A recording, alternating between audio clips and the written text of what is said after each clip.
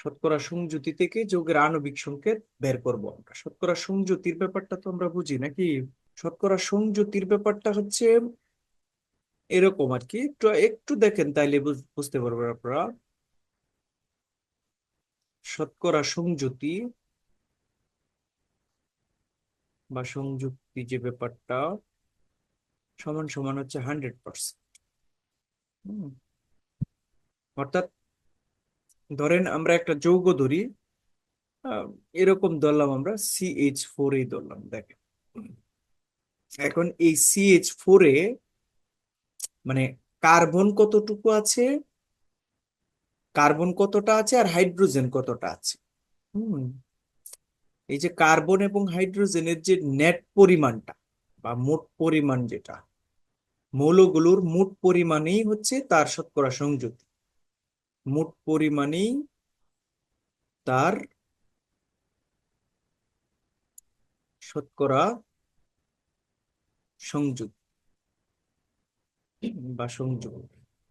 ঠিক আছে, এখন দেখেন আমরা একটা যৌগের শতকরা সংযুতি সবসময় কত হবে? আমরা বলছি শতকরা সংযুতি মানেই হচ্ছে 100%, টোটালটা। একটা যৌগের শতকরা সংযুতি মানে হচ্ছে 100% হতে হবে। এখন এখানে কোনো কারণে আমাদের দুইটা, একটা দেওয়া থাকবে একটা দেওয়া থাকবে না, সেই ক্ষেত্রে আমরা 100 বানাবো, তাইলেই হবে। আমরা এটা করি কাজটা, তাইলে আমরা বুঝতে পারবো ব্যাপারটা। দেখেন এখানে কি বলা হয়েছে, একটি যৌগে কার্বন, হাইড্রোজেন ও অক্সিজেন আছে, যেখানে কার্বন 40%, অর্থাৎ শতকরা সংযুতি কেন বলা হচ্ছে, যে 100-র মধ্যে, যে আমরা বলছি নেট পরিমাণটা হচ্ছে 100, হ্যাঁ, 100-র মধ্যে আপনার কার্বন কত। এখন যেহেতু এটা 100-র মধ্যে আপনি বের করবেন, সেহেতু এই কার্বনটাকে আপনাকে কি দিতে হবে? পার্সেন্টেজ করতে হবে, কারণ আপনি 100 থেকে বের করবেন এটাকে, ঠিক না? এই জন্য এটাকে শতকরা সংযুতি বলা হয়। একটি যৌগে কার্বন, হাইড্রোজেন ও অক্সিজেন আছে, যেখানে কার্বন 40% ও হাইড্রোজেন 6.67%। তাহলে যৌগটা কিন্তু কার্বন, হাইড্রোজেন আর অক্সিজেনে, কিন্তু পরিমাণ পেয়েছি আমরা, কার্বনের পরিমাণ পেয়েছি আর হাইড্রোজেনের পরিমাণ পেয়েছি, অক্সিজেনেরটা কিন্তু পাই নাই আমরা। আবার বলছে যৌগটির আণবিক ভরটাও দেওয়া আছে 180 গ্রাম। এখন এখান থেকে আমাকে কি করতে হবে? আণবিক সংকেত নির্ণয় করতে হবে। এখানে আণবিক সংকেত নির্ণয় করতে হতে পারে, আপনাকে স্থূল সংকেত নির্ণয়ের কথাও বলতে পারে। ঠিক আছে, স্থূল সংকেত এটাও বের করতে বলতে পারে। দুইটাই বের করা যায়। দেখেন কিভাবে বের করা যায়। এটার জন্য আমাদেরকে প্রাইমারি স্টেজে পরিমাণগুলা করতে হবে, যে নেট পরিমাণটা কতটুকু আছে আর কি, সেটা আগে বের করতে হবে। তাহলে আমরা প্রথমে যে কাজটা করব সেটা হচ্ছে, আমাদেরকে শর্ত কি বলছে এখানে, শর্ত মতে যৌগটিতে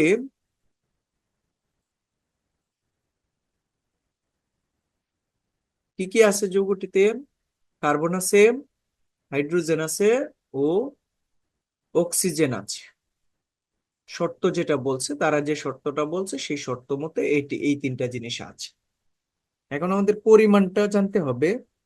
পরিমাণটা হচ্ছে, কার্বন আছে কত পার্সেন্ট? 40%। হাইড্রোজেন আছে কতটুকু? 6.67%। এখন এদের যোগফল,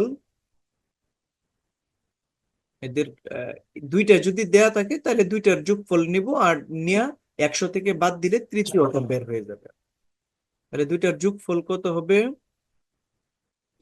40 যোগ হচ্ছে 6.67, তাহলে হবে 46 বা 46.67%। হ্যাঁ, এখন এইখান থেকে আপনি কি করবেন?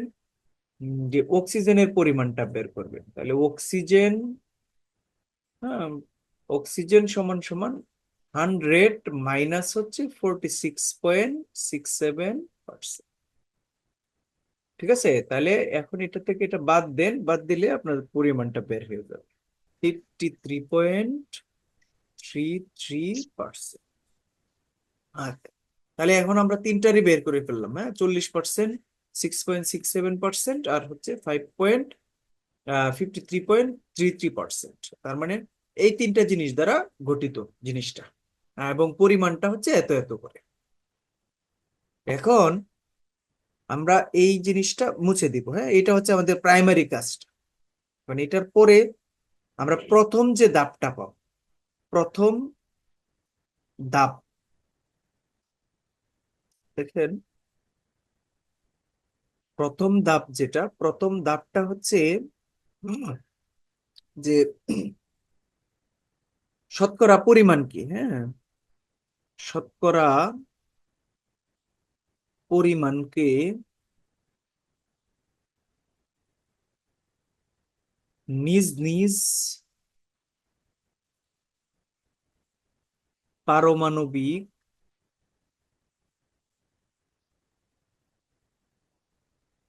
নিজ নিজ পারমাণবিক ভর দ্বারা ভাগ করব, ভর দ্বারা ভাগ করব। ঠিক আছে, প্রথম ধাপ শতকরা পরিমাণ কি। এখন দেখেন আমরা প্রথমে পেয়েছিলাম কি কার্বন। আচ্ছা, কার্বনের পরিমাণটা আমরা কত পেয়েছিলাম? 40%, 40। আর কার্বনের পারমাণবিক ভর কত? 12। 12। তাহলে আমরা নিচে লিখি 12। তার মানে নিজ নিজ পারমাণবিক, কার্বনেরটাতে কার্বনের ভর দিয়ে ভাগ করব, হাইড্রোজেনেরটা হাইড্রোজেনের ভর দিয়ে ভাগ করব। কারণ হাইড্রোজেনের পরিমাণ কতটা পেয়েছিলাম? 6.67% ছিল। আর এটাকে আমরা হাইড্রোজেনের পারমাণবিক ভর হচ্ছে 1 দিয়ে ভাগ করব, করলে একটা রেজাল্ট পাবো। অক্সিজেনটাকেও আমরা সেম ভাবে ভাগ করব। অক্সিজেনের পরিমাণ পেয়েছিলাম 53.33%। আর এটাকে আমরা ভাগ করব কত দ্বারা? 16 দ্বারা। 16। এখন দেখেন এটাকে ভাগ করেন, এটা ভাগ করলে কত হয় দেখেন তো। 3.33। 3.33।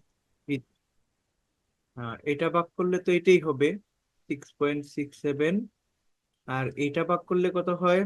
3.3। আচ্ছা দেখেন, তার মানে এই ভাগফল গুলো আমরা পেয়েছি, হ্যাঁ। এখন আমাদের কাজ হচ্ছে দ্বিতীয় ধাপ, হ্যাঁ, আমি একটু ভাঙে ভাঙে লিখে দিই তাহলে আপনাদের বুঝতে সুবিধা। দ্বিতীয় ধাপ, প্রাপ্ত ভাগফলের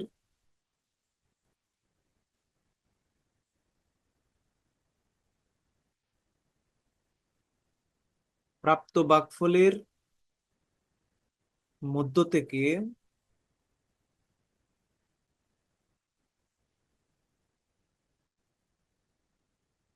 ক্ষুদ্রতম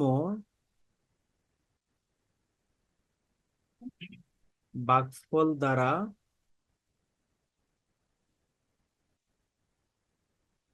সব কয়টি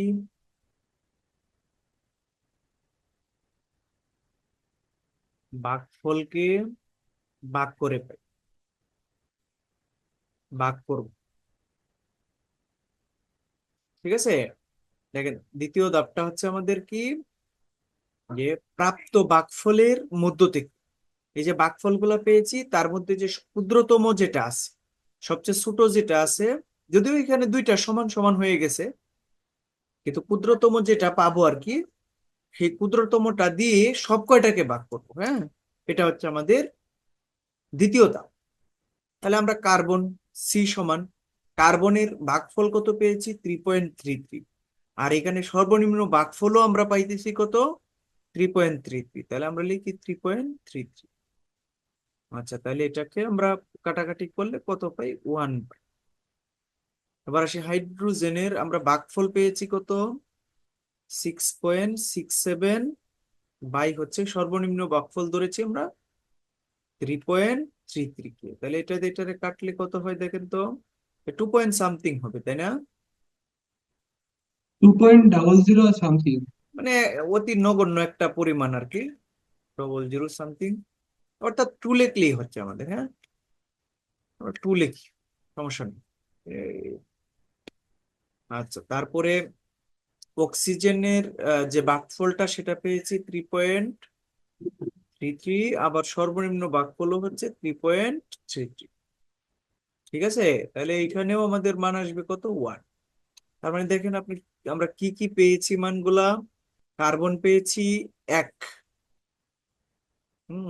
হাইড্রোজেন পেয়েছি, তার মানে এখানে আমরা কার্বন সমান পেয়েছি 1, হাইড্রোজেন সমান পেয়েছি 2, আর অক্সিজেন সমান পেয়েছি আমরা কত, 1। তাহলে আমরা এই যে এটাকে যদি এখন যৌগ আকারে সাজিয়ে ফেলি, সি,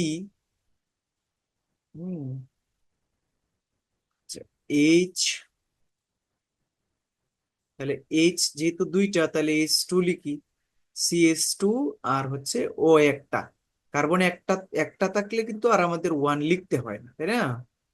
তাহলে CH2, এইটা হচ্ছে যৌগটার, এই যে আমরা যে যে যে যৌগটা নিয়ে কাজ করতেছি, সেটার স্থূল সংকেতটা হচ্ছে এটা, স্থূল সংকেত।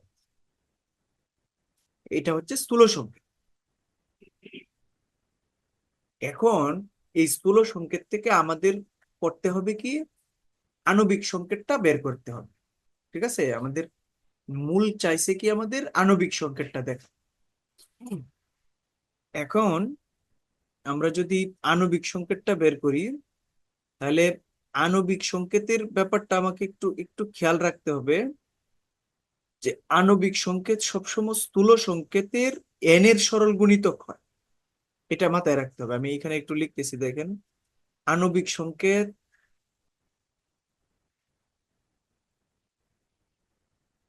আণবিক সংকেত সমান সমান স্থূল সংকেত, স্থূল সংকেত এর এন এর সরল গুণিতক, এন এর সরল গুণিতক। এই দেখেন, আণবিক সংকেত সমান সমান স্থূল সংকেত এন এর সরল গুণিতক। হ্যাঁ, এন এর সরল গুণিতক। আমি একটু একটু আরেকটু দেখাই আপনারা। এখানে যেহেতু আণবিক ভর দেওয়া আছে, আমরা এইখানে আণবিক সংকেত না দিয়ে আপনাদেরকে আণবিক ভর দিয়ে বুঝাই, তাহলে এক লাইনে বুঝতে পারবেন, সহজে বুঝতে পারবেন। আমি এটা দিচ্ছি না, আপনারা এই সূত্রটা মনে রাখবেন, তাহলে বের করতে পারবেন। ধরেন আণবিক ভর, আণবিক ভর সমান সমান স্থূল সংকেত এন এর সরল গুণিতক। হ্যাঁ, এখন দেখেন, আমরা এইখানে যদি আণবিক ভরটা লিখি, ধরেন আমি এই পাশে লিখতেছি, আণবিক ভর কত দেওয়া আছে, 180 গ্রাম। তাহলে আমরা লিখি আণবিক ভর 180 সমান সমান, স্থূল সংকেতটা কি ছিল আমাদের, এটা ছিল স্থূল সংকেত, তার মানে CH2O, আর এন এর সরল গুণিতক, এই যে এন এর সরল গুণিতক। হ্যাঁ, এখন দেখেন 180 সমান সমান, এখন এই যে এগুলা যে আমরা লিখছি, হ্যাঁ, এখন এগুলার তো পারমাণবিক ভরের যোগফলটা আমরা নিয়ে নিই। কারণ কার্বনের পারমাণবিক ভর কত, 12, প্লাস ও হাইড্রোজেনের পারমাণবিক ভর 1 হইলে দুইটার হইলো 2, প্লাস অক্সিজেনের হচ্ছে কত, 16, and 30, 30, আর বাইরে আছে এন। এখন কাজ হচ্ছে আমাদের কি, যে এখান থেকে আমরা এন এর মানটা বের করে নিব। হ্যাঁ, এখন এন এর মান যদি বের করি, এন সমান সমান, তাহলে আমরা কি লিখতে পারি, 180 ভাগ হচ্ছে 30, তাহলে এটা কেটে দিলে 3, 6, 18। সুতরাং এন ইকুয়াল আমরা কি লিখতে পারি, 6। এখন এন যেহেতু আমরা 6 লিখতে পারি, তাহলে আমরা ওই যে যে এই যে স্থূল সংকেতটা লিখছিলাম আণবিক ভরের জন্য, হ্যাঁ, এই যে স্থূল সংকেতটা লিখছিলাম, স্থূল সংকেতটা কি ছিল, CH2O, আর এন লিখেছিলাম। এখন এন এর তো মান পেয়ে গেছি আমরা 6, তাহলে এই যে এন এর জায়গায় 6 লিখে ফেলি। লিখে এখন সরল গুণিতক করি, সরল গুণিতক করলে কি কি আসে দেখেন, সির সাথে 6 গুণ করলে C6, আর এইচ এর নিচে এমনি আগেতে 2 আছে, 2 আর 6 গুণ করলে হবে 12, তাহলে H12, C6H12, আর ওর সাথে 6 গুণ করলে O6। এই যেটা, এইটা হচ্ছে তাহলে কি, এটা হচ্ছে আণবিক সংকেত, আণবিক সংকেত। তার মানে আমরা এখান থেকে স্থূল সংকেতও পেয়েছি। স্থূল সংকেতটা কি ছিল? CH2O। কারণ দেখেন কার্বন, হাইড্রোজেন আর অক্সিজেন নিয়ে গঠিত। তাই এটা হচ্ছে স্থূল সংকেত আর এটা হচ্ছে আণবিক সংকেত। আমরা যেটা নিয়ে কাজ করছি সেটা ইয়াটা হচ্ছে C6H12O6। আরেকটা যদি দেই, এরকম ধরেন কার্বন আছে 26.7%, হাইড্রোজেন হচ্ছে 2.2%, আর অক্সিজেন হচ্ছে 71.1%। হ্যাঁ, এটা দেওয়া আছে। এখন এই যৌগটার আহ যে জিনিসটা দেওয়া থাকতে হবে, এটা বাধ্যতামূলক কিন্তু, সেটা হচ্ছে যে এখানে যদি স্থূল সংকেত বের করতে চান আপনি, হ্যাঁ, স্থূল সংকেতটা যদি বের করতে চান তাহলে আপনাকে অবশ্যই এখানে আণবিক ভরটা দেওয়া থাকতে হবে, হ্যাঁ, অথবা বাষ্প ঘনত্ব দেওয়া থাকতে হবে। হয় আণবিক ভর দেওয়া থাকবে, নাহলে বাষ্প ঘনত্ব দেওয়া থাকবে। ঠিক আছে? আচ্ছা, আমি এটার আণবিক ভর মনে করেন, আণবিক ভর 138 গ্রাম, এটা দিয়ে দিলাম। এখন আপনারা এটা থেকে এটার আণবিক সংকেতটা বের করতে পারবেন কিনা। তাহলে কিভাবে করবেন আমাকে একটু বলেন তো। প্রথম ধাপটা আমরা কি করব? স্যার ওইখানে পারমাণবিক ভর দ্বারা ভাগ করব। পারমাণবিক ভর দ্বারা নিজ নিজ পারমাণবিক ভর দ্বারা ভাগ করবো। তাহলে 26.7 ভাগ হচ্ছে 12, কত হবে? 2.23। 2.23। 23। আচ্ছা, এখানে হচ্ছে হাইড্রোজেন হচ্ছে 2.2, ভাগ হচ্ছে 1, তার মানে 2.2। আচ্ছা, তারপরে অক্সিজেন হচ্ছে 71.1 বাই হচ্ছে 16, এটা কত হয় দেখেন তো? 4.44। 4.44। এখন দ্বিতীয় ধাপটা হচ্ছে আমাদের যে প্রাপ্ত ভাগফল যেগুলো আছে, এর মধ্যে সবচেয়ে ছোট কোনটা। ধরেন সবচেয়ে ছোট পাইছি আমরা এটা, আর এটা দিয়ে সব কয়টাকে ভাগ করব। তাহলে কার্বন 2.23 ভাগ হচ্ছে 2.2, তাহলে 1 পয়েন্ট সামথিং হবে। হাইড্রোজেন আবার 2.2 ভাগ 2.2 সমান সমান 1 হবে। আবার অক্সিজেন হবে 4.44 ভাগ হচ্ছে 2.2, এটাও হবে কত? 2 দুগুণে 4, অর্থাৎ 2। 2 হবে, তাই না? তাহলে আমরা যদি স্থূল সংকেত লিখি, স্থূল সংকেতটা কি হবে তাহলে? কার্বন একটা, হাইড্রোজেন একটা, আর অক্সিজেন হচ্ছে 2টা, তাহলে CHO2। এটা হচ্ছে স্থূল সংকেত। এখন আমরা স্থূল সংকেতের মানে ইয়ে করব, এন এর সরল গুণিতক করব, আর এইদিকে লিখবো আণবিক ভরটা। তাহলে লিখলাম আমরা 138। এখন এটাকে যদি আমরা পারমাণবিক ভরগুলোর যোগফল নিই, কার্বন 12, হাইড্রোজেন 1, 13, 13 আর হচ্ছে 13 আর হচ্ছে 32, তাহলে 4, 44। আচ্ছা, তাহলে 44 গুণ 3, যদি 3 4 12, 2 হাতে আসে 3 4 12, 45 স্যার। 132। আচ্ছা, আমরা এখানে 132 লিখি, হ্যাঁ, 132।